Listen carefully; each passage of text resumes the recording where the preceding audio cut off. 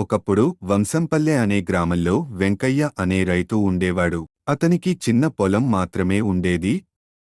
కాని తన కష్టంతో జాగ్రత్తగా దాన్ని సాగు చేసేవాడు. ప్రతిరోజూ తెల్లవారుజామున లేచి తన పొలానికి వెళ్లి నేలను దున్నేవాడు. ఎండ, వాన, గాలివాన ఎప్పుడు అయినా తన పని ఆపలేదు. అయినా అప్పుడప్పుడు పంటలు విఫలమయ్యేవి. వెంకయ్య నిరాశ చెందాడు. ఒకరోజు వెంకయ్య తన పొలంలో నిలుచున్నప్పుడు పక్కన పోచ పెరిగిన దారిలో ఓ పాతనేసిన రైతు కనిపించాడు. అతను నవ్వుతూ, "ఎలా ఉంద్రా పరిస్థితి?" అని అడిగాడు. వెంకయ్య బాధతో, "అన్నా, ఎంత కష్టపడినా పంట పండడం లేదు. నేనేం తక్కువ చేస్తున్నానో అర్థం కావడం లేదు" అని అన్నాడు.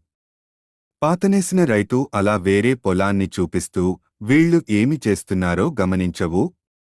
నీటిని నిల్వ చేస్తూ, నేలపైన పచ్చదనం పెంచుతూ, సేంద్రియ ఎరువులు వాడుతూ, కేవలం కష్టపడి పని చేయడం సరిపోదు, తెలివిగా ఆలోచించాలి" అని చెప్పాడు. వెంకయ్య ఆలోచనలో పడ్డాడు.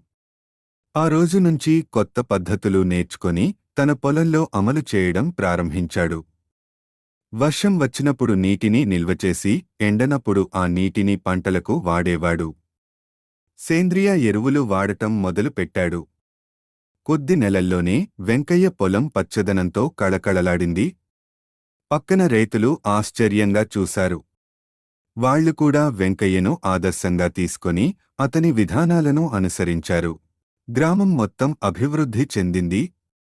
వెంకయ్య ఆనందంగా తన పంటలను చూసి చిరునవ్వుతో, "కష్టపడటం అవసరమే, కానీ తెలివిగా వ్యవహరించడం విజయం తీసుకురాగలదు" అని అనుకున్నాడు.